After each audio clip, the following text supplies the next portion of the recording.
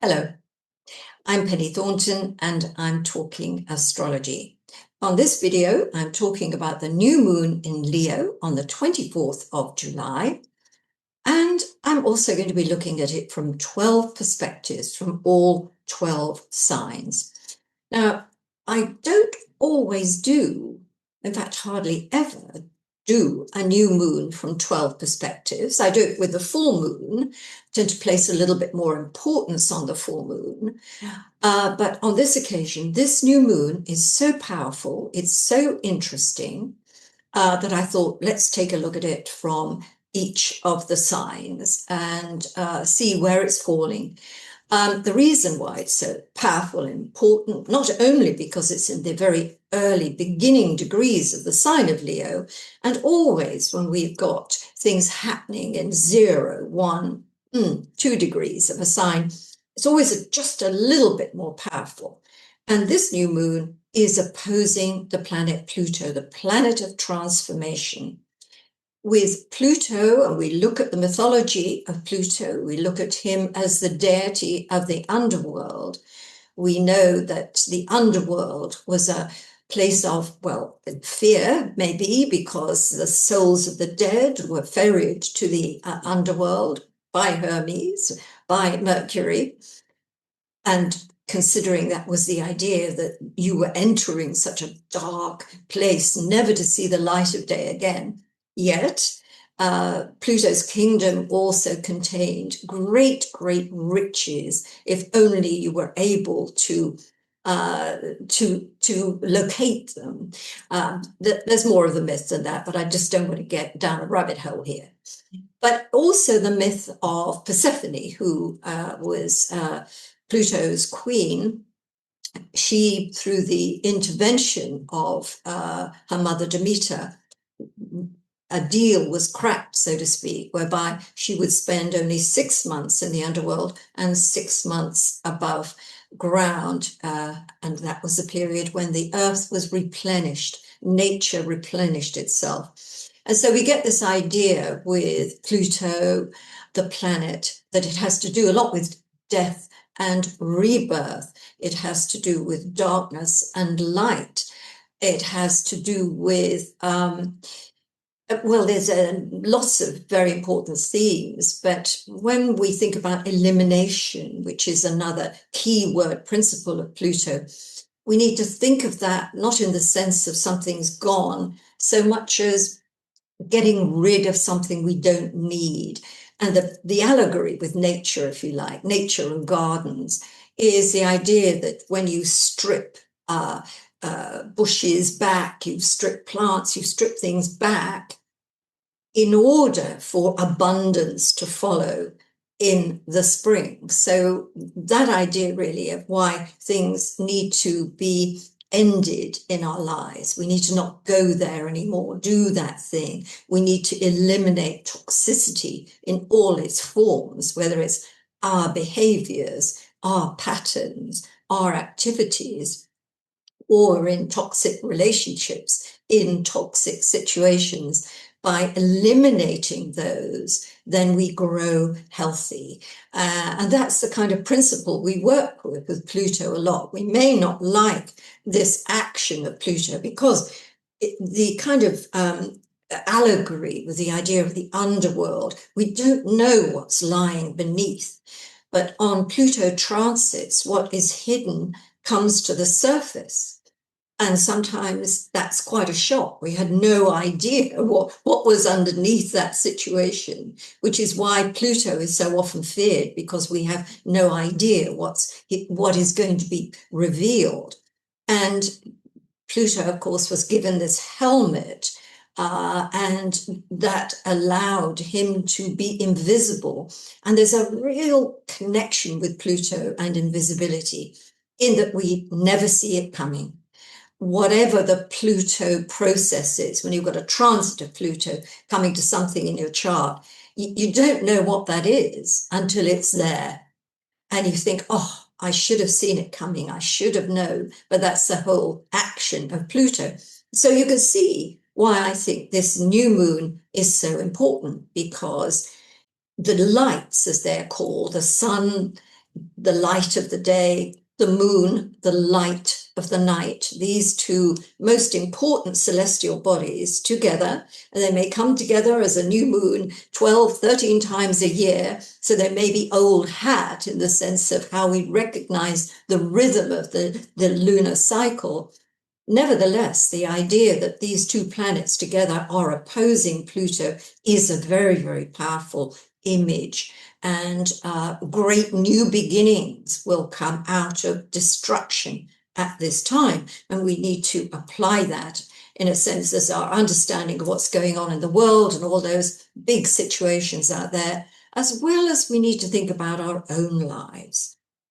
Now, before I start looking at the new moon and all the other things that are going on around that time, in fact, right through to the end of July, I just want to thank all of you for those comments. I mean, I find your comments so interesting. And of course, I do reply to the astrological ones, sometimes perhaps in too much detail, but I appreciate it a lot.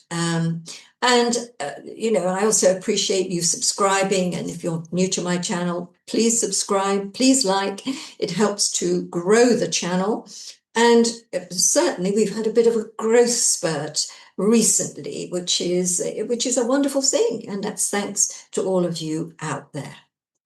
So let's start at the beginning, and let's start by looking at what this new moon looks like in terms of a chart. Now, I have set it for London, not for any, sort of great reason. I just happened to set it for that. And I think things fit rather well into this. We can see the new moon, the sun conjunct the moon over at the 3 o'clock position in the circle. We can see Mercury just above them. And in fact, on the 18th of July, a few days before the new moon, Mercury will turn retrograde, and it will be retrograding throughout this period that I'm covering here.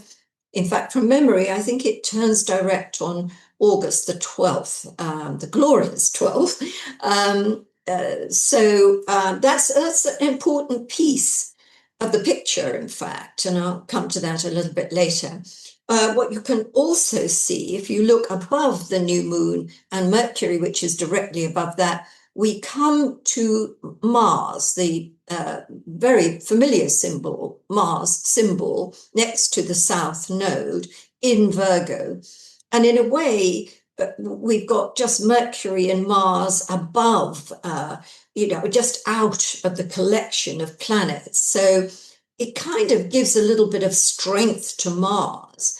It shows us that Mars is still a force to be reckoned with, and that is, on the plus side, a kind of sense that there is a lot of energy, there's a lot of things going on, there's a lot of discourse, there's a lot of argument, but there's a lot of attack in the situations. And yes, there's also conflict, but hell, we've had so much of that, haven't we? I mean, we know, and with Mars being opposed to Pluto for so long, I think we've had everything we needed to know about that. But anyway, I'll come back to that shortly. What I also want to say about this chart, the new moon itself, you can see 2 degrees of Leo and 9 minutes. I mean, this is just the way my software has worked. I set the time for the new moon at 2012 British summertime on the 24th. And when it came out, we're just a minute short of the exact conjunction, but don't get too contorted about that. And you can see at the opposite point, what we might call 8 o'clock, so to speak, we have Pluto at 2 degrees of Aquarius and 36 minutes. So that is a very, very tight opposition between the two. Now, normally, the Sun-Pluto opposition would be enough for me to spend a good 15 minutes talking about it. But the fact that it's a new moon is the really important factor. And as you'll also see, there are a lot of red lines drawn between these planets in the circle. And that's another thing that I want to talk about and explain to you a little. If you move sort of downwards from Pluto, that first red line, you'll see it's linking to Saturn and Neptune. We've got these two planets conjunct. And if you move on from there, you'll see that Neptune and Saturn are connected to planet Uranus at 0 degrees of Gemini. And if we move up from there, we reach the Sun and Moon, the new moon in Leo. So from Pluto to Neptune and Saturn, Uranus to the new moon, we've got 3 sextiles. And we've also got 2 trines. We've got a trine between Saturn and Neptune and the new moon, and we've got a trine between Pluto and Uranus. And that is what is making a configuration that we call a cradle. Now, if you do your research on Google, you can Google cradle in astrology, and you'll get all these explanations as to what is thought this represent, this particular configuration. And it's largely directed at the idea if you have a cradle in your chart, or you're looking at a natal chart with a cradle in it. So they're looking very much at what it means in a personal way. Whereas here, what I'm looking at really is the whole idea of what it means generally, what it means in mundane terms, what it means globally. I'm going to look at it as well from 12 perspectives shortly, but I want to get down to this cradle formation right now. Now, there is a lot of feeling that a cradle is a very favorable kind of configuration. You've got all these planets linked together. Others think it isn't so favorable. It's a tough and testing kind of configuration. And of course, the reason for that is that you've got one opposition linking the whole thing. So all those sextiles are bouncing off an opposition, which is an angle of tension. Now, I look at this in rather a different way, and that is that when you look at aspects generally, when you're looking at a natal chart or a mundane chart or whatever chart you may be looking at, try not to get confused by a trine between these 2 planets and a sextile between these 2 and an opposition and a square.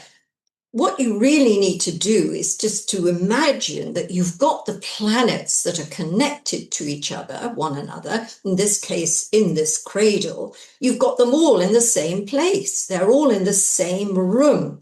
They've all got a relationship with each other. And in a way, it matters not whether they're sextiling, trining, whatever, or opposing each other. You've got to deal with the planets that are involved. That's the important thing. And we're on safe ground here, because when you look at the nature of the planets, we've got the outer planets, Pluto, Neptune, and Uranus, involved in this kind of little mini grand trine, so to speak. Pluto is trine Uranus, and Neptune is coming in the middle of that. And of course, Neptune is conjoined to Saturn at the moment. So you've got a configuration with these 3 outer planets, and these outer planets are not easy customers. They're always going to present challenges because they're not familiar to us. They're the transpersonal planets. They're out there. They're beyond a kind of human, a kind of experience. We're getting to be able to recognize more of their properties and to be able to have a dialogue with them now because of all the advances that we're making intellectually in all sorts of ways. We are beginning to see them, work with them in a different way, but they're always going to be hard work. And as you can see already, at the start of this year, when a lot of us were doing forecasts for the year ahead and looking at this way these 3 big outer planets were configured together and thinking that, hey, guess what? They're all in a happy relationship with one another. So this is going to be a great year, great discoveries, great growth. But we've had the evidence of 6 months behind us already, and we know that this has been a year of turmoil. We have seen so much dreadful tragedy and difficulty, governments facing difficulty just carrying out, governmental duties, balancing the economy is almost, impossible in various countries. We've had different leaders coming into power and struggling with what they have to deal with. We've had conflicts. We've got things going on in different parts of the world which are literally horrific. So we do have to remember that Pluto, Uranus, and Neptune, all discovered after 1781, they are the fingerprints on the nuclear age, because each one of these planets gives its name to an element.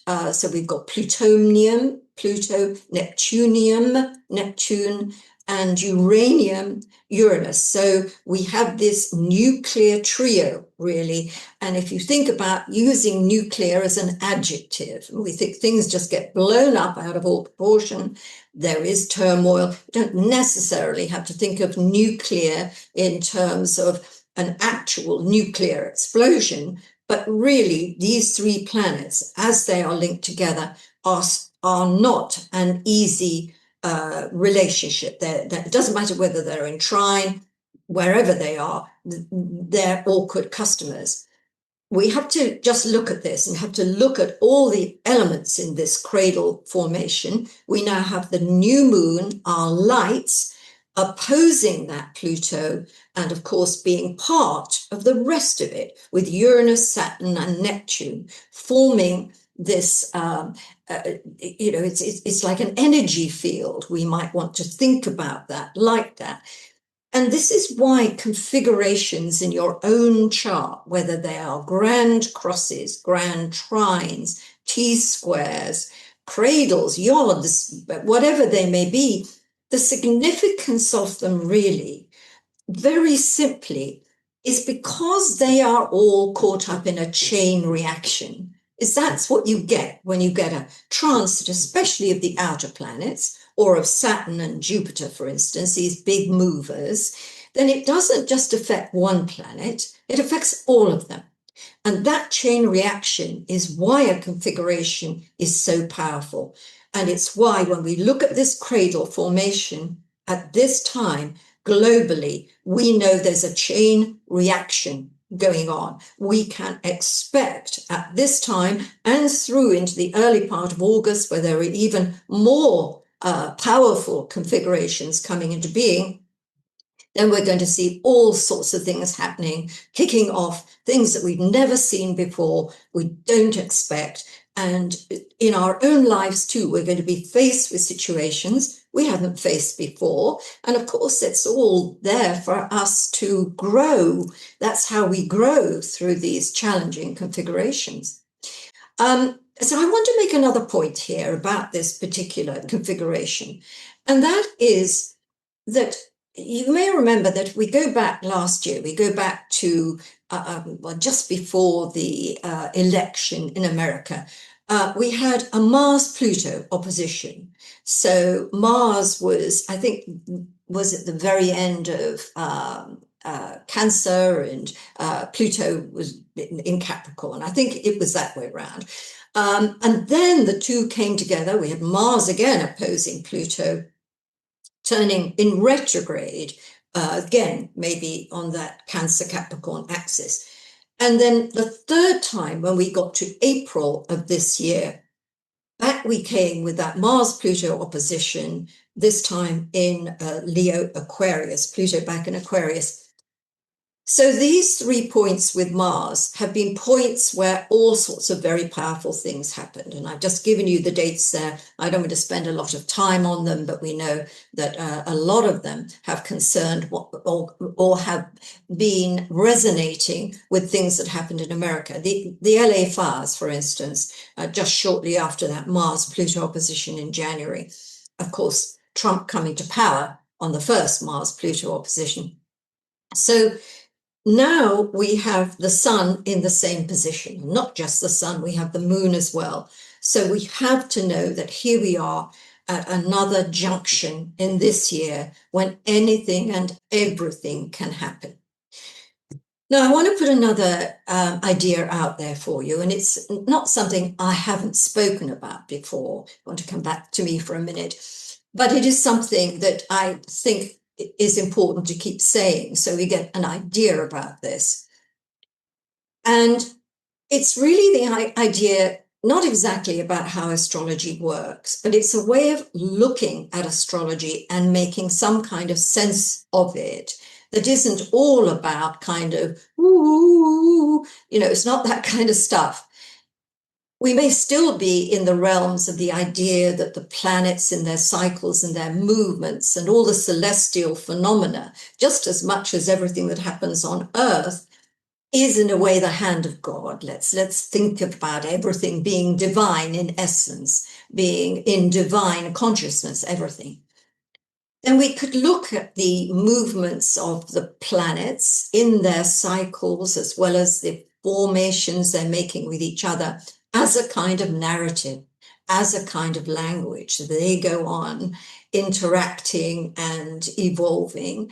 And at the same time, we as humanity are evolving. We are evolving in so many different ways. And as we evolve, we can mirror what the planets are also telling us in a way. We are working along the same line together. And how you can understand this is that every single planet, and we can look at the signs as well if you like, have a tier of meaning. There are just so many meanings, some of them positive, some of them negative. And when you think about what does this mean to us as we evolve as humanity, is that we have free will, we have freedom of choice, we have choices to make as to whether we go towards the light, whether we take the darker course. These are all actions of free will. The planets are reflecting that. So as we look out before we reach a certain point, we have no idea yet what choices we will make that will lead to what we might call a positive outcome, a positive expression of all these things, or whether it's going to be negative. But the important thing to understand is that the planets aren't influencing us any more than we're influencing the planets, but we are part of an unfolding story together.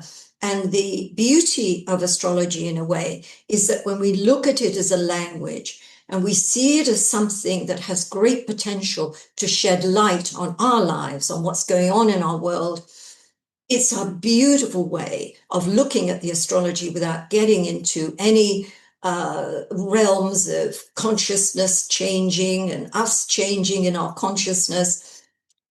Yes, in a way, as we make progress as humanity, as the situations that we meet, as we grow in understanding and awareness, we make better choices, and therefore we lead to better outcomes in turn, mirrored by the astrology. I want to put that out there in terms of these extraordinary configurations that we're getting this year. It's a great opportunity for humanity to advance. And of course, we make and take our biggest steps through strife. We don't take big steps when things are all hunky-dory. We just don't think about anything much. But when we've got things happening that are forging us to be aware, to make better decisions, to grow, then this is why this year offers us so much in terms of growth as humanity, every bit as much as we look at the stars to tell us how we're doing and in what direction things are going. So I wanted to talk about that. I thought that was really, really important. So I want to come back quickly and look at this chart again and just go through a few other things. I put them at the side here, the dates.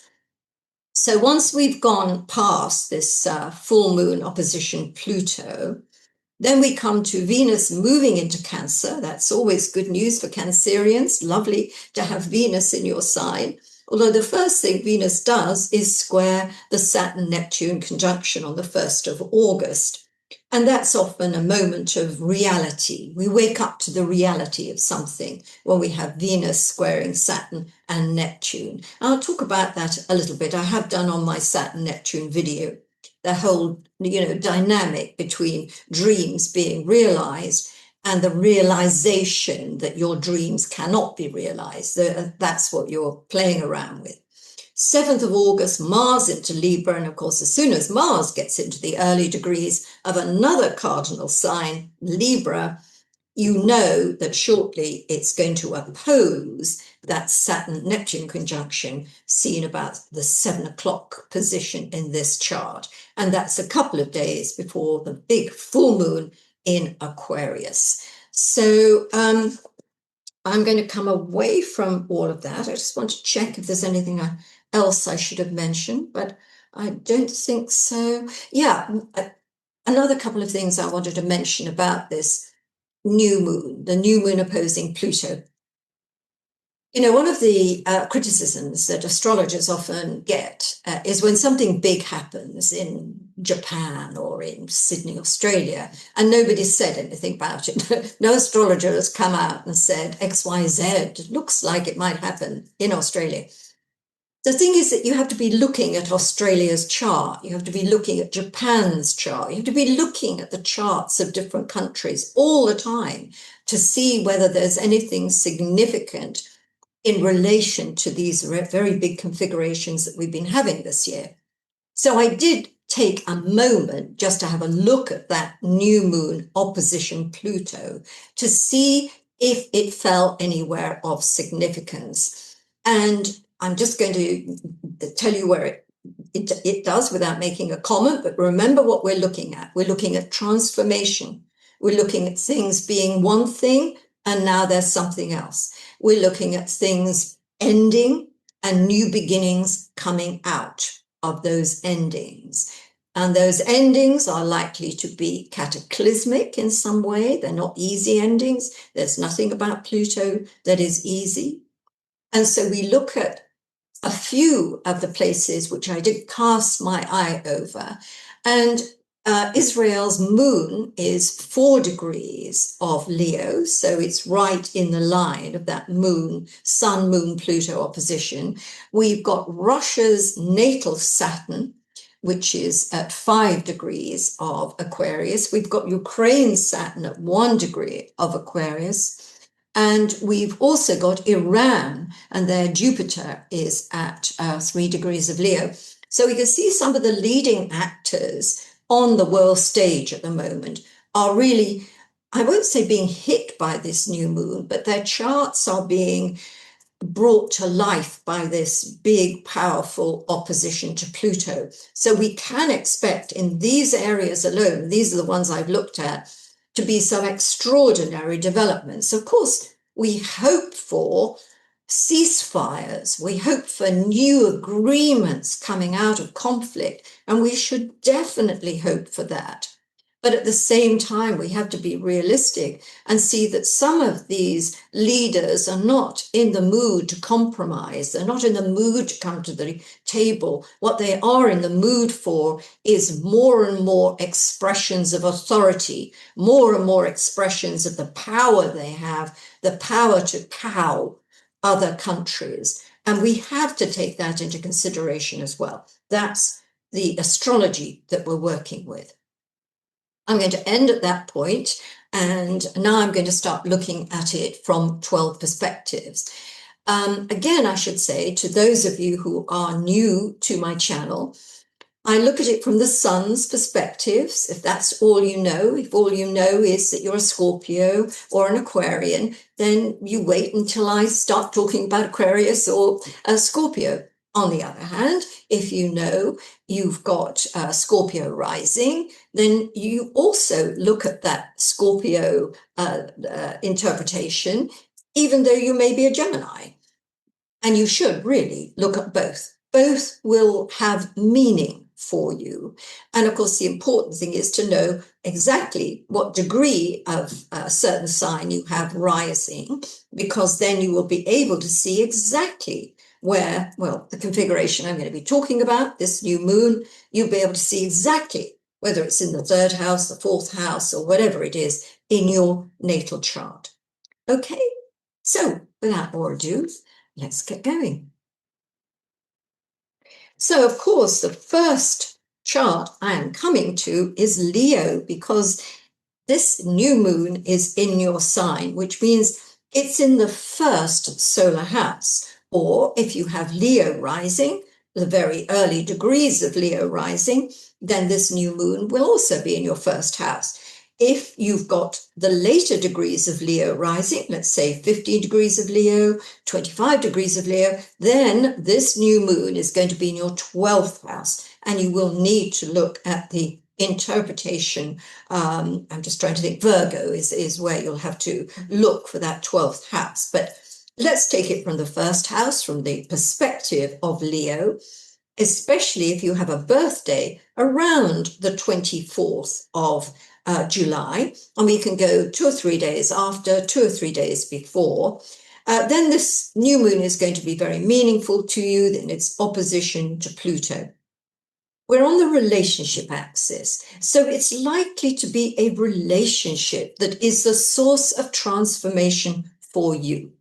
It doesn't have to be, somebody with whom you're in a one-on-one kind of love relationship. It doesn't have to be one of those relationships. It can be your relationship with a company, your relationship with a friend or a manager or whatever. We're talking about relationships. So when we look at the new moon, we think about a new start, a new beginning, a new relationship. But it's connected to Pluto. So if it is a new relationship coming into your life, and let's give it the 2 weeks until the full moon for that to be unfolded and for that to happen, we know that that new relationship is going to change your life big time. That person, that company, whatever it is that you are forging a new relationship with is going to change you dramatically, going to change the course of your life. Now, let's say you've decided that you will get married or you will join a company in the next couple of weeks from the new moon, then the same information applies, that what you're doing is transformational. It's a good word. It means who you were at one time is not who you'll be as the course of the relationship unfolds. Now, of course, you can see from the red lines that I've drawn everywhere that we've got Uranus, Neptune, Saturn, Pluto. They're all joined together. The new moon is trining Saturn and Neptune. Pluto is trining Uranus.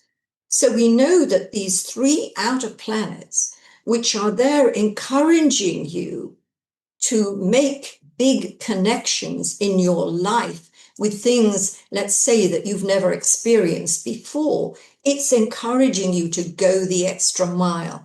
It's encouraging you to look beyond the appearance of a situation to find its true meaning. You can't not grow with a new moon opposing Pluto. That's what it's all about. You are growing as a person. You are growing in awareness. And like, back to my garden analogy, how do we make plants grow?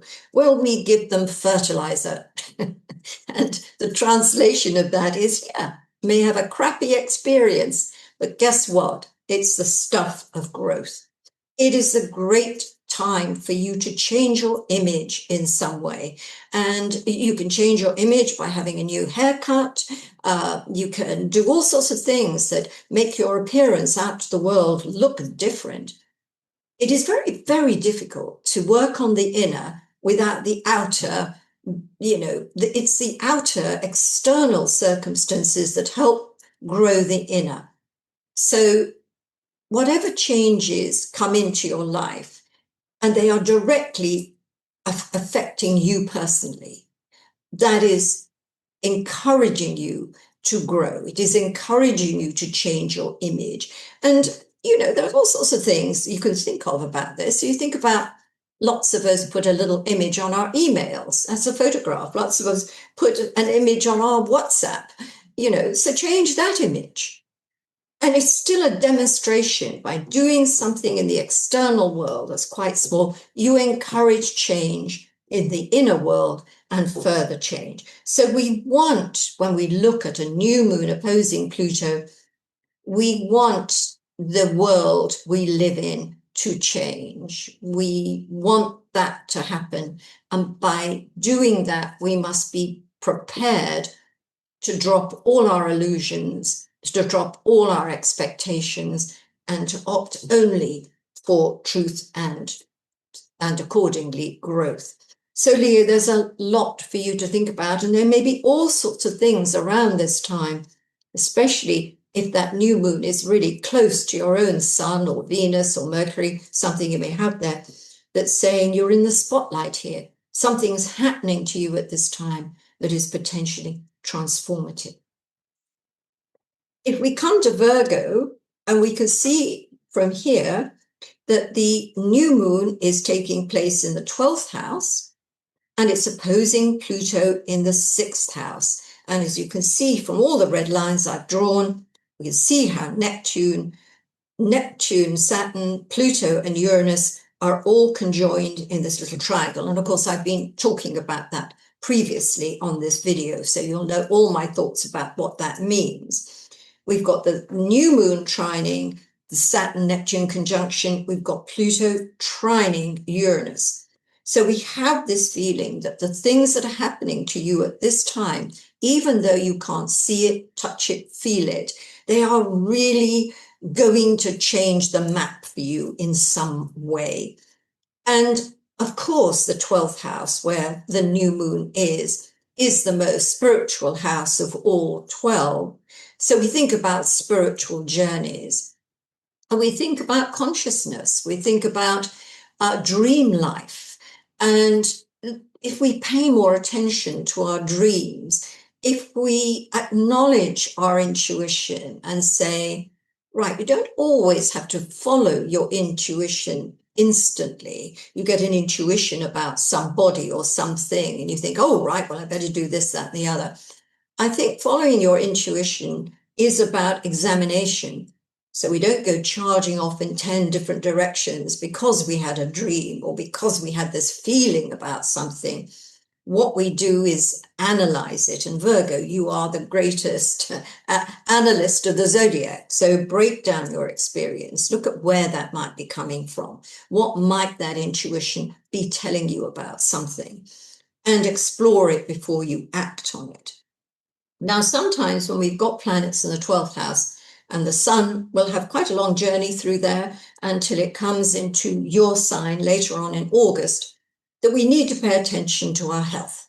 So it is a time to have a look at old injuries or things that we're not happy about in ourselves, aches, pains, toothaches, whatever it may be. But instead of saying to ourselves, oh, it'll just go, take it to the professionals. Go and get that tooth fixed. Go and see what's going on with that old injury. Check that funny pain out. This is what you need to do with, a 12th house transit of the sun. And with a new moon opposing Pluto, it's like a lot of things can be revealed to you at this time. Things that you didn't think of. Oh my goodness, of course I should have known that that's what that meant. Whether we are indeed talking about a health matter or whether we're talking about something else. The 6th house where Pluto is, and that's going to be a very long transit. We're looking at the next 20 years, so we don't get too hooked up on it. But the idea of the 6th house is all about systems. I call the 6th house the engine room of the chart. So it's where everything goes. I mean, the engine keeps life going, both in the sense of the health system, your engine keeps it going, but also the rhythm of life, the things that form your daily routine. It's all 6th house. So your work comes into that. So we can see that maybe this new moon opposing Pluto is saying it's time for a radical makeover of how my life runs. Now, in some cases, for some Virgos, this is all about a new job. It's about a job ending and a new job, hopefully coming in the future. but it's also about a radical change in how your routine of life goes on. And that might be to do with a change in your eating habits, a change in your exercise patterns, a change in the breakdown of your day. And I often say this, that sometimes we need to look at our daily routine and see what things that we do unnecessarily and in fact are causing us not to have time to do the things we really, really want to do. So a complete transformation of your schedule, a complete transformation of your health system. These are things offered to you by this new moon. And you've got a couple of weeks before the new moon becomes a full moon.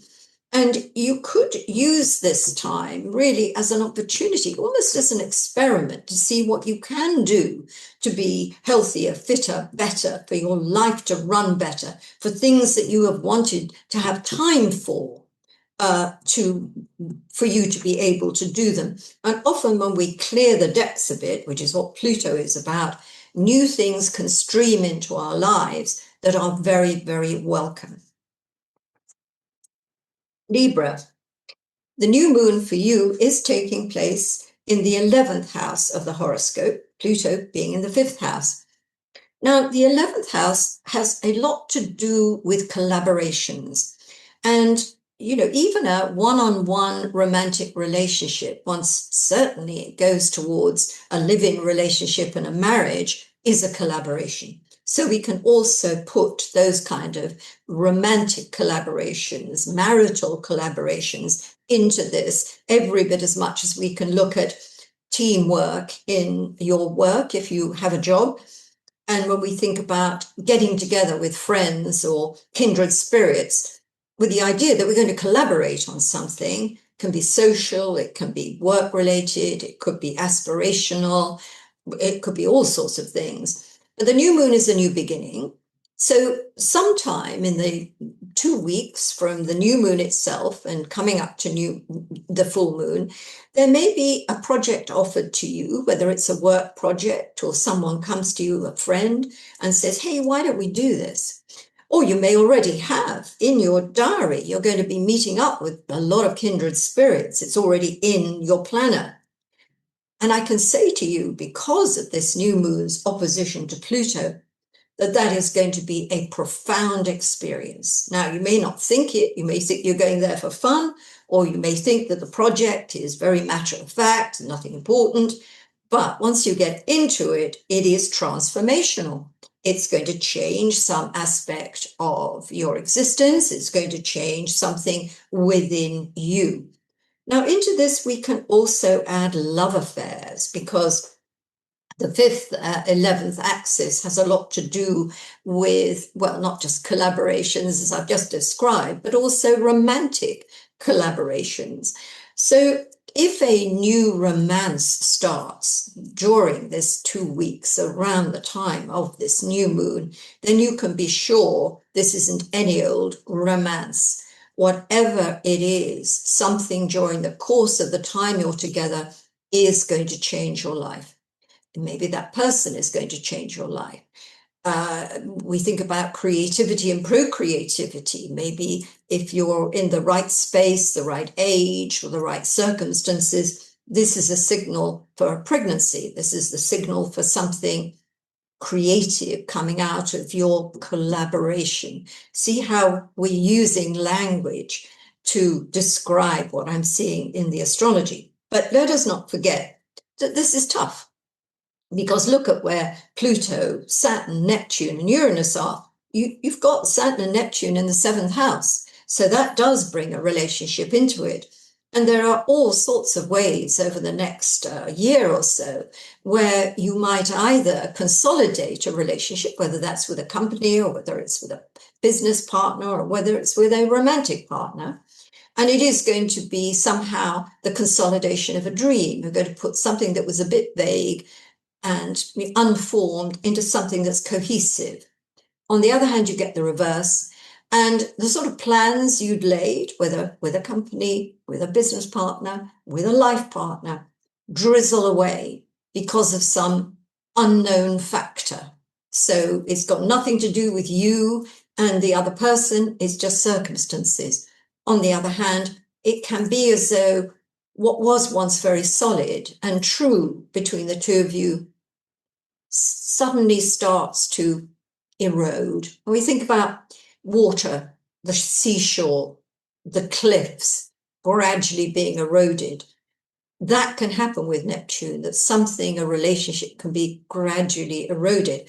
So this new moon opposing Pluto could be an important stage for you to say, hey, just a minute, the warning lights are on, we've got to work at this relationship, make sure we are building our strong union together and we're not ignoring the weak spots or the signs of distress. There could be a warning sign under this new moon opposing Pluto. Remember the idea of something being beneath the surface being revealed to you. Scorpio. Here we have one of the more important new moons of the year. Even without the opposition to Pluto, this would be an important new moon. The reason being it's in one of the angular houses, it's in the 10th house of career and life direction. Now, I realize not all you Scorpios have a career. Some of you may have retired and others of you may just not be career oriented, just don't have one. So you think, oh, well, 10th house doesn't mean anything to me. But, you know, we all have a life out in the world. We all, have some standing out there in the community, within our friends, within our circle, what it may be. We have a life out there. We also have a material world. We need a roof over our heads. We need food on the table. We need to know that somehow we have status and we're established. That's what that 10th house is. So you've got a new moon there. It suggests a new beginning. It may be a very good sign that there is a new role for you. And by role, it doesn't have to be a new job position or a new job. It can be, becoming a grandmother, becoming a mother, becoming an uncle. It could be so many things that your role changes, or it could be you're becoming a community policeman. I mean, you can be very flexible with this, but the new moon is the idea, something that is reflected out in the world where people see you, something that's material, something that's built. This new moon says, hey, something new coming in. Now, it's opposing Pluto, the very base of your chart. So it means that this new development is coming about in a way that you would never expect. Something's been going on beneath the surface and it's resulted in this. We could also think about what Pluto is doing there in the 4th house anyway, Scorpio. So it could be that what's going on here is family oriented. There could be something going on within the family that means it's a bit of a revelation to all family members. So maybe there's somebody new coming into the family that's going to change the shape of the family. And it may even change your future ideas of where you're headed. We could be doing anything like, perhaps that opportunity to live abroad, to go somewhere that's going to separate you from the family. But on the other hand, it's opening up your world. It's giving a lot of other options. But we have to be creative with our interpretation here. But if we think about new moons as new beginnings, and that new beginning is related to your material world, your world out there, but it's also going to affect your roots, the roots of life, which means the foundations of life, as well as your family. And then we look at that link, Pluto to Neptune and Saturn to Uranus, back to the sun and moon again. So this is why we know that there are big wheels turning at this time, Scorpio. And you might recognize that. You might even think to yourself, this is fate. This is fate working. This isn't something I'm in charge of. It's bigger than that. And I think we do get that feeling from this configuration that I spent some time talking about earlier. Okay, Scorpio? Sagittarius.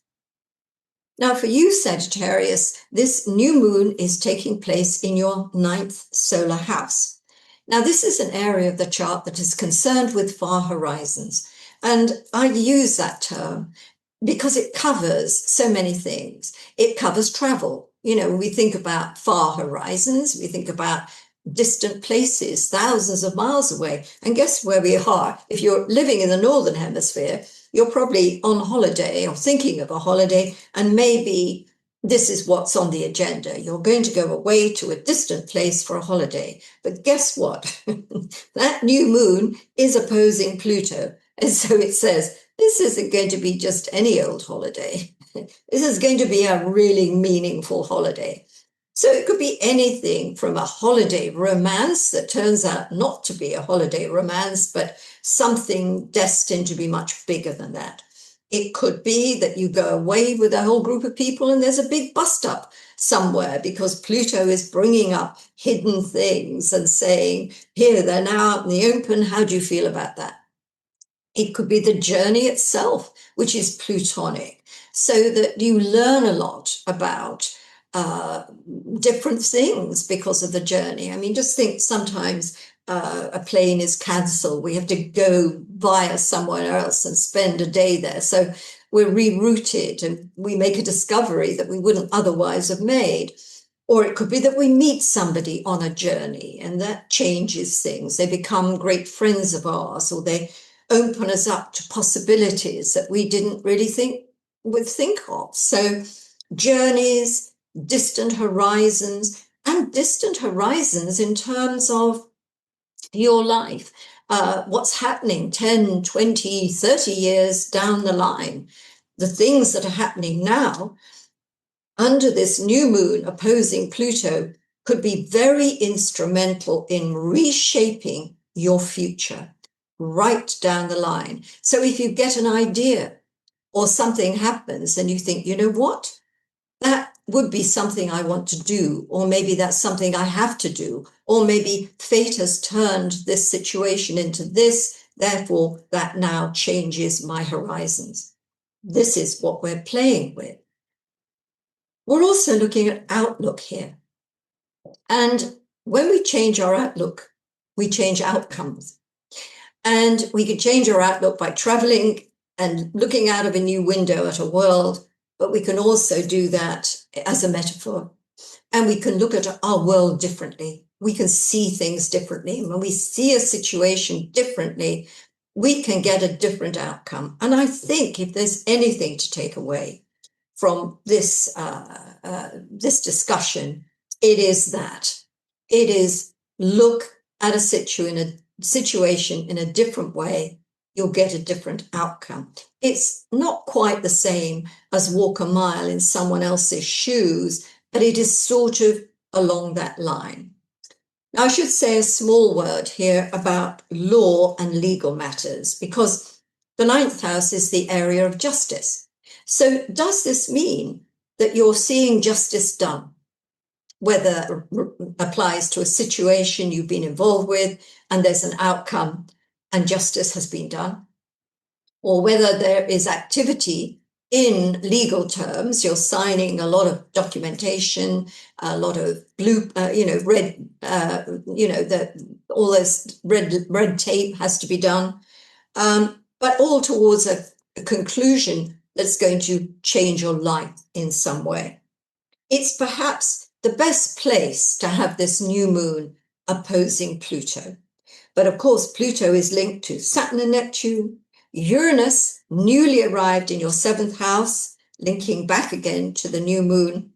So there is the potential here for a relationship change, whether that means somebody new coming into your life or new circumstances for an established relationship. And that will tend to happen in an unexpected way, and perhaps in a very strange way too. Okay, Sagittarius? Capricorn. The new moon for you is taking place in the 8th house. And people have a lot of trouble with the 8th house. I was thinking about how I was taught astrology. I was taught the 8th house was the house of death and rebirth. Well, I just couldn't make sense of that. I thought, well, what's that got to do with me on a day-to-day basis, living my life as an ordinary human being? Yes, I'm going to die at some point, and yeah, it'd be nice to be reborn, but how else does this apply? Well, in a way, it applies to where we are prepared to shed something, to lose ourselves, to let drop something in order for a new direction, a new situation to come about. It's why this area is to do with intimacy, because when we are intimate with someone, we have to be naked, don't we? We have to lay ourselves bare in order for someone to be truly intimate with us. So you're dropping veneers in order to get to the naked truth. How about that? That's a good way of looking at it. So there could be intimacy issues surrounding this new moon opposing Pluto for you. How prepared are you to reveal yourself to another person? Whether we mean that literally, and yeah, don't we all know what it's like to get naked in front of someone for the first time? All we notice are our flaws. But of course, that's a metaphor for being very open about ourselves and open to intimacy, which is the more important thing. But this is also about finance. It's about financial relationships. It's what we receive from other people. And, you know, money is a scary thing. It's a bit taboo, isn't it? You don't find people, you know, talking every day about, oh, I earned this amount of money today and I lost that money and I can't pay my bills. People don't tend to say that on a daily basis because it's a bit taboo. We keep our finances to ourselves. That's why it's in that eighth house of, secrets, really. 12th house secrets, but also I think the eighth house is about what you keep pushed down. But it's also about the financial relationships we have, not only with our life partners or our business partners, but credit card companies, banks, lending institutions, people who provide mortgages with us. So in a way, it says quite simply, maybe you're going to be taking out a loan. Or maybe something new is coming to you in the way of an inheritance or a settlement. Or maybe a partner is doing well. And in that means that you have new options for your lives as a couple. But of course, Pluto is in there, and there's nothing simple with Pluto. And Pluto is hooked up to Saturn and Neptune and Uranus and back to the sun and moon again. So there is going to be something you have to face in all of this in the next 2 weeks, whether it means facing the reality of your financial situation, facing the reality of a relationship. Remember, we talked about the naked truth. That's probably that eighth house in a nutshell. And so that is going to be a theme for these next couple of weeks, but particularly around the time of the full moon. And there's another piece of advice I have about this. And that is sometimes we have to be prepared to give, not necessarily with the expectation we'll get anything back. It's the ability to give and to give freely. And if you can do that on this occasion, I think what you will get back is going to be beyond rubies. It's going to be fantastic. But you have to get there and be able to do it. But there's something about, you know, when we hang on to money, it's because we fear what will happen if we don't have it. But we hang on to things that we feel are valuable because we feel somehow life would be unbearable without it. But when we sort of come around to the fact that, yeah, hey, I can let it go, then we've freed ourselves and things are free to come to us. And I think that's one of the most important messages of this new moon opposing Pluto for you. Okay. Aquarius, the opposite sign. Well, here we have a new moon in your seventh house of relationships. And, you know, in a fortnight's time, 2 weeks' time, I'm just trying to remember when it is now, but 2 weeks from the 24th, we're going to have the full moon in your sign. And it's going to be a really important one to take you back to January of this year. So these time periods are connected. In fact, we are moving into one of the most important periods of the year for you. So if we just take it literally, we think about what does a new moon mean in the area of relationships? It means a new relationship coming in, and that could be a new working relationship. It can be a relationship with the company. You could be joining a company, or it could be a romantic relationship, or it could be any kind of relationship that's new, something a little bit more than a friendship, perhaps something that feels just much more important. Let's put it that way. But of course, you can have an established relationship, and we're looking at a new stage of that relationship, which is where Pluto comes in, this idea of regeneration. So it may be possible at this point to regenerate a relationship, one that's kind of got a little bit stale. Maybe you're not feeling too good when you're around each other. Well, this new moon opposition Pluto gives you an opportunity to take that relationship and say, let's do this. Let's put all ourselves into it and, give it a rebirth, let's put it that way. But of course, it can happen the other way around. And this idea of elimination, which is part of the Pluto process, we get this idea of what lies beneath. It may be that either around the time of the new moon or before the full moon, you get to know something about another person, or something comes to light at this time, and it changes the dynamic in your relationship. And that means really you can't go forward anymore. I mean, unless you can reinvent it, unless it can be transformed into something, then the ties that bind are ready to be broken. So we've got two different scenarios. And if you listen to the earlier part of this video, and I talked about the planets having positives and negatives, which is why when you're looking into the future, our free will comes into that. We make choices, and all of us making choices all the time. If we're getting, which way is it going to go? Are we going to get the most positive expression of a particular aspect or a particular planet, or is it going to be its most difficult? So when we look at the potential here with a new moon in the 7th house, it says a new relationship could now come in the next couple of weeks, maybe a little bit beyond that, but it's going to be life-changing. That person is going to change your life, or the actions of someone are going to change your life. So we're looking at other people, their impact on you as a person in the way that they can change your life. And we just look at it with that simple statement, and it gives a lot of room for all sorts of possibilities, easy and difficult, that can come out of that combination. But remember, Pluto is also connected to Saturn and Neptune. The Sun is trining Saturn and Neptune.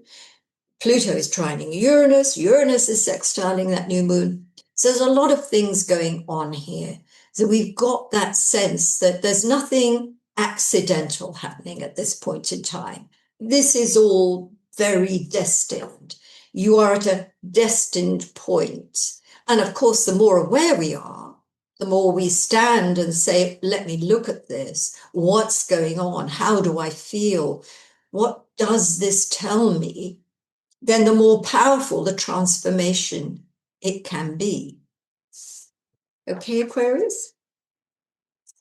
Pisces, the new moon for you is in the 6th house of the solar chart. Pluto in the opposite house, the 12th. And I know a lot of people get very stuck with the idea of the 6th house. It seems to be such an ordinary house. What is the 6th house? Work and well-being. Well, that's a bit dull, isn't it? And I've heard people say, oh, my son's in the 6th house. I'm a very kind of nothing, that's not very powerful, is it? Well, it is powerful because the 6th house is the engine of the horoscope. That's where everything runs from. So if you've got a good engine, then all sorts of things are going to work well for you in life. And when your engine sputters and has a problem, then all sorts of things don't work very well at all.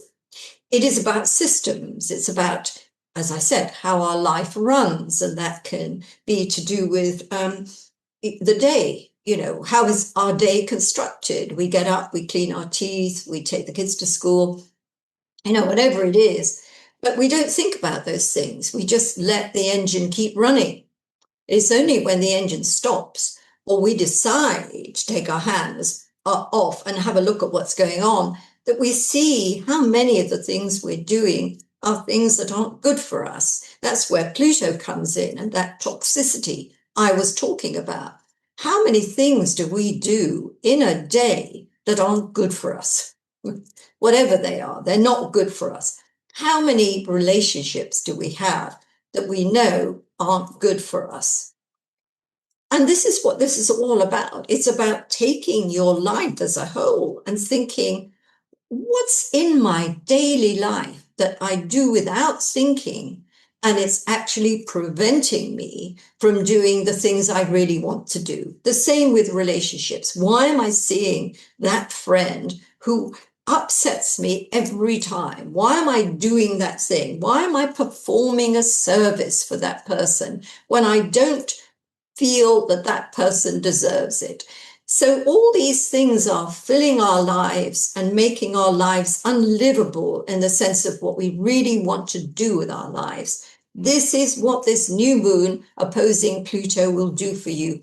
It's going to help you get rid of what you don't need. Now, it's a very spiritual area. The 6th and the 12th house as opposites. We always think the 12th house is the most spiritual house in the horoscope, and yes, but its opposite point is the 6th house. It's where we find our life purpose, and often our life purpose is to do with being of service in some way. But I think there's service and service, and when we're doing things and being a doormat or just doing things for the sake of doing things, that's not purposeful. And I think there's something about this new moon opposing Pluto that helps you separate the wheat from the chaff, to sort of see what is purposeless and what needs to be purposeful, and to start writing this balance. And yeah, I haven't really mentioned health, but health is another system, isn't it?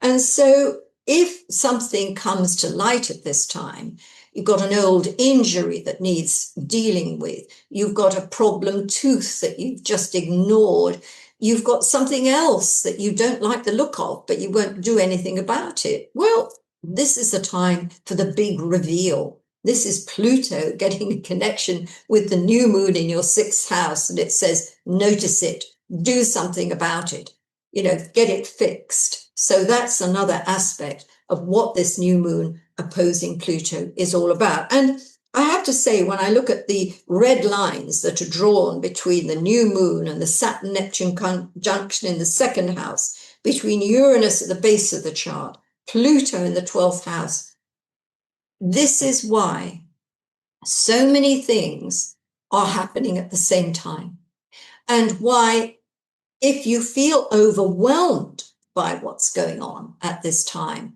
take it piece by piece. Because if you see the wood, or is it seeing the trees and not the wood? But you know what I mean. You get overwhelmed. You don't want to be like that. You want to take each thing separately and deal with it.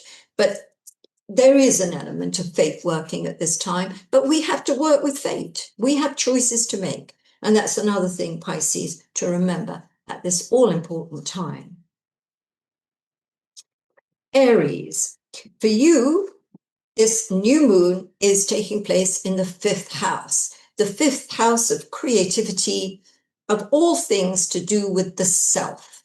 So it is your time to shine. When the sun moves through the 5th house, it's the time for good times. It's the time for pleasure. It's the time to enjoy being you. Now, you're probably watching me, listening to me and saying, oh, as if, because you have a life where there is no time for you. You're always working, you're always doing this for the family or whatever else you may be doing. And that idea that you could stand in the spotlight for a while, or you could be at the center of your own beautiful story, that seems to be a bit of a remote kind of idea. But consciousness be aware. The sun is moving through the 5th house until the end of August, so there's lots of opportunities to get out there, whether that means with friends, with family, with doing things that make you feel great to be alive. When we're happy, when we're doing things that make our heart beat faster, then we send such messages to our psyche, and it helps us deal with those things that we're not enjoying and those things which seem impossible. Even sport, and I mean, not everybody is, up to doing a lot of sport, but if you are, this is a great time to get out there, to do team sports, to swim, to get out there with the kids, to play with the kids, because it's your inner child that needs to get out there and play. Be more playful.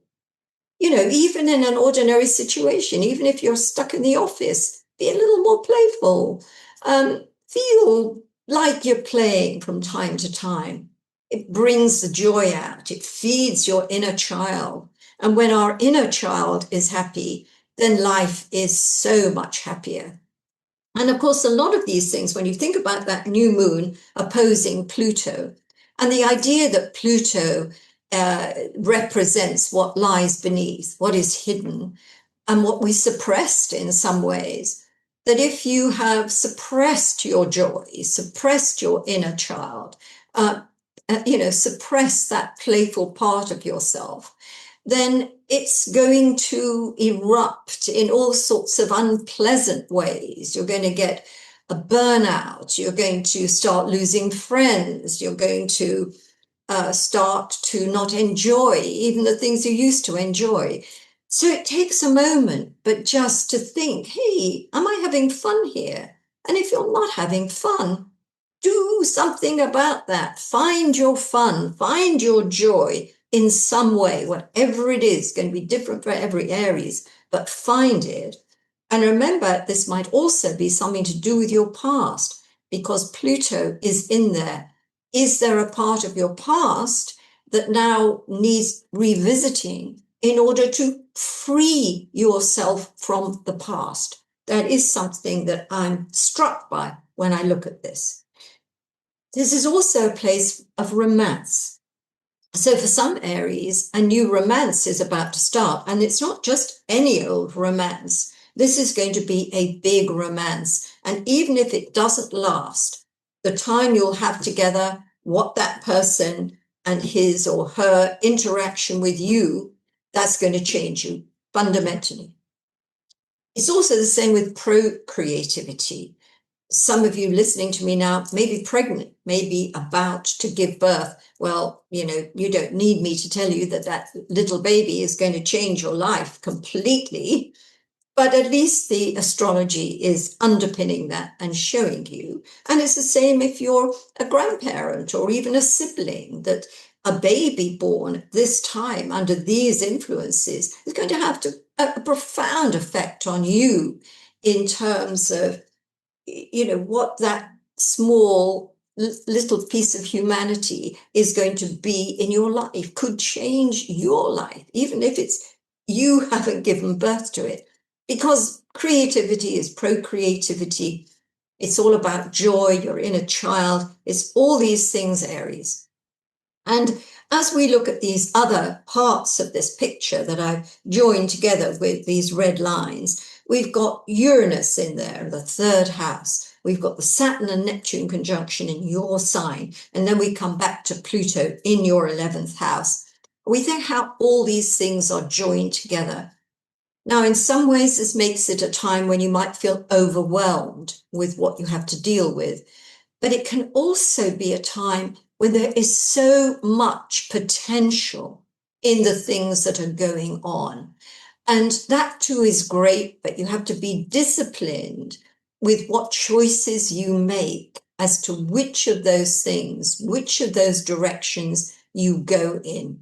But something, I look at this chart that I've drawn here, this kind of, well, it's very diagrammatic, isn't it? And I think, what it says more than anything else is you have a right to joy. Make sure you live up to it. Taurus. The new moon for you is at the very base of your chart. It's in the 4th house of home and family. But this is also the roots of life and the foundations of the future. So it's a lot of things.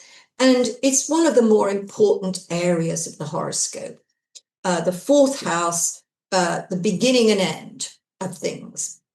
So the new moon here, very simply, we just look at that new moon and we take a basic, not a stab in the dark exactly, but just go for something it could represent.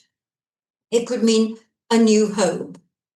It could mean a new person coming into your home. It could mean a new look for your home. You're going to knock a few walls down, get some paint on a few walls, get a new sofa. It could be anything that brings something new to your home where you live.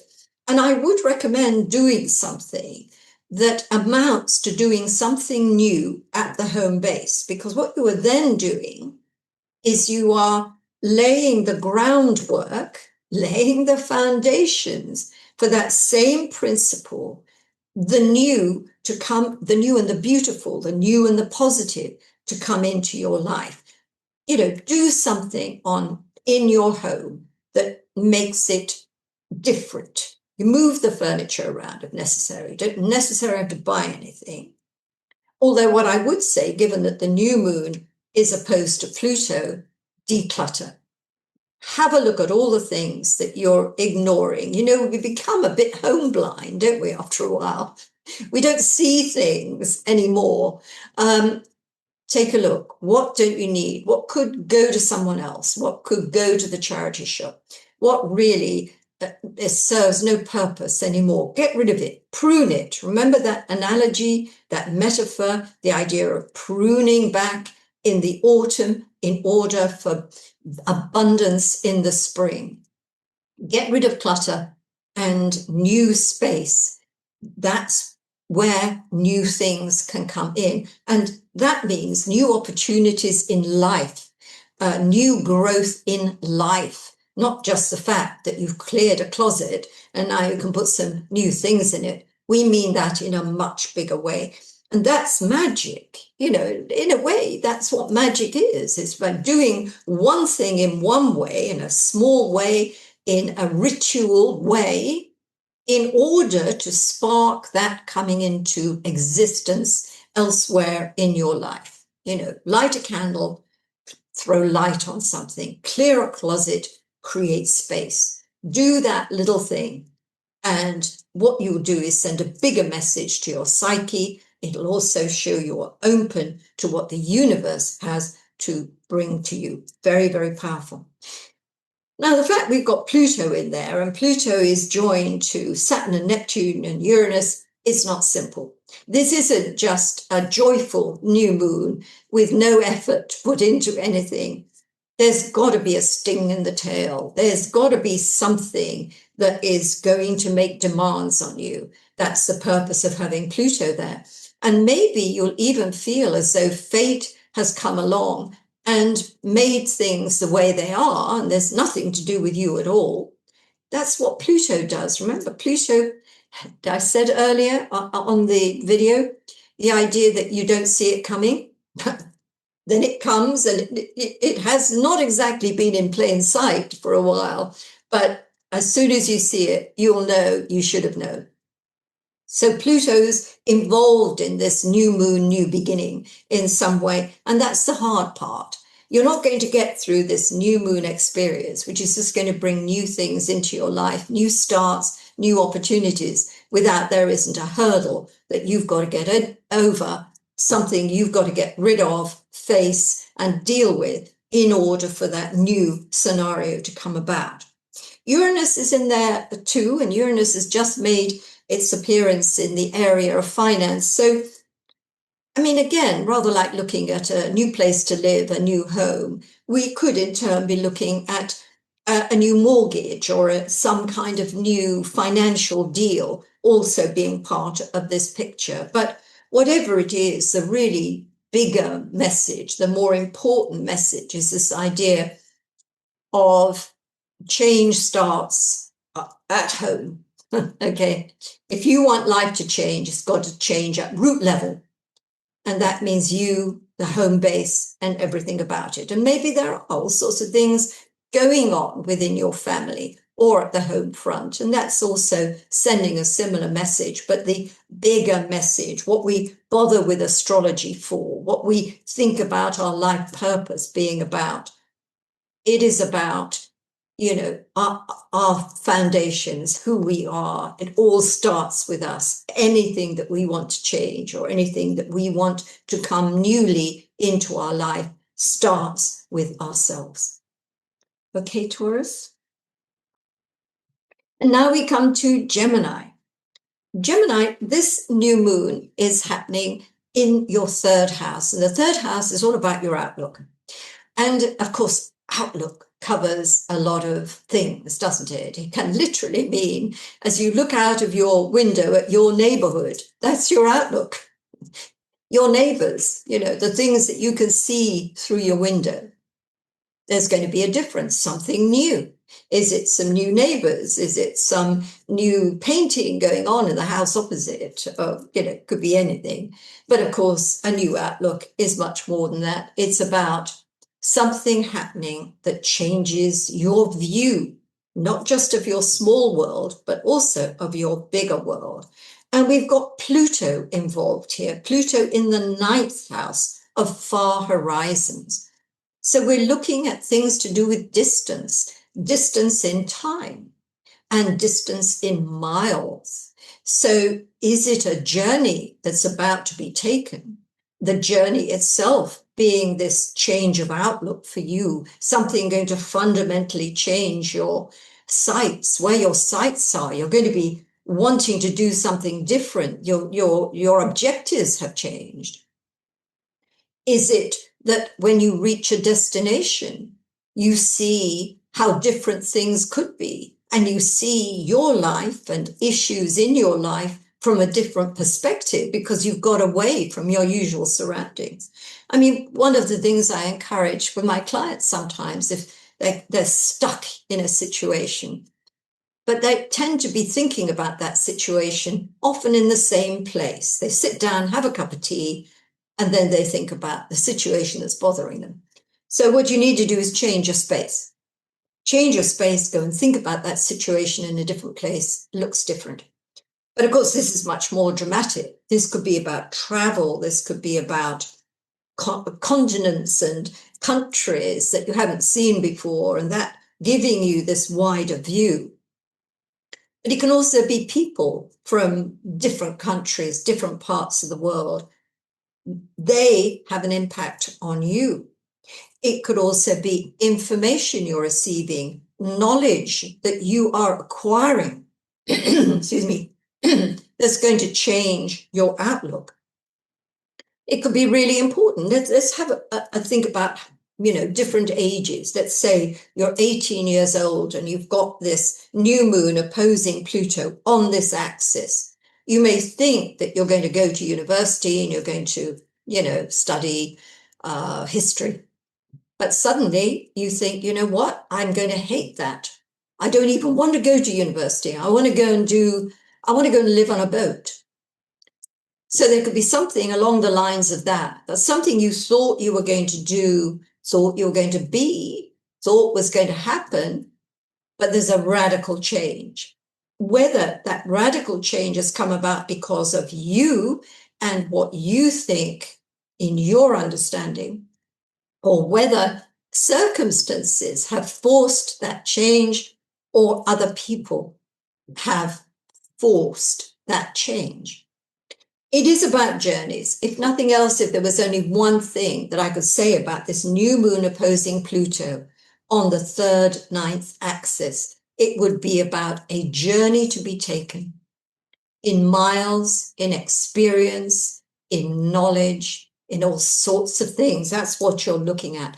And with Pluto, when I was talking about the underworld, things that have been lying beneath, a lot of things coming up that make you realize, I haven't seen that before. I didn't understand that before. I didn't see the potential in that situation. So it's about revelations.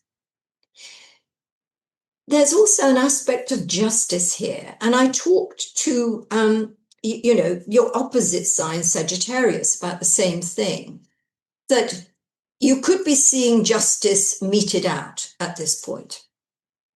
And that could just be, divine justice, however we see that happening sometimes in the world. Or it could be that you're literally involved in a court case. And so there is about to be a judgment. Often legal matters come into this. And I mean, even if you're purchasing a house or going to join a company or you're going to take out a loan or something, there's a lot of red tape and legal stuff that you're going to have to sign. So this is part of the new moon opposition Pluto as well. We've got forms that need to be signed. We've got commitments that have legal consequences. We've got judgments and settlements in here. And remember, there are an awful lot of you Geminis in the world, and you're not all in the same place at the same age with the same experience. This is why we use metaphors a lot in astrology, and that you can fit the various things that these houses represent and that this particular astrological configuration represents. And we can think of all the many ways it can be expressed. But coming back to this idea, and look how that new moon is angling Uranus in your sign, and then to Saturn and Neptune and back to Pluto again. It's almost as though an unexpected development, a change, something that comes right out of the blue is the reason for this massive change in your outlook, in your priorities, in the way you think about things, even in some cases where you want to be. Last but not least, Cancer. So this new moon is taking place in the second house of your solar chart, and it is opposing Pluto in the 8th house. So we're on that axis of self-worth. It's about values. It's about security, stability, investments, relations with other people in the sense of what you give others and what others give back to you. And of course, that isn't just about money or possessions. It's about how they treat you and how you feel treated by them and what you give back to them and exchange. So we're in that whole realm. And self-worth is very important. When we have high self-worth, things go well for us. We have a strong sense of who we are and a feeling of being happy with who we are. It's much easier to get on in life. We are who we are. People like us or they don't, but whatever it is, we're authentic and we are who we are. And that does make life simpler.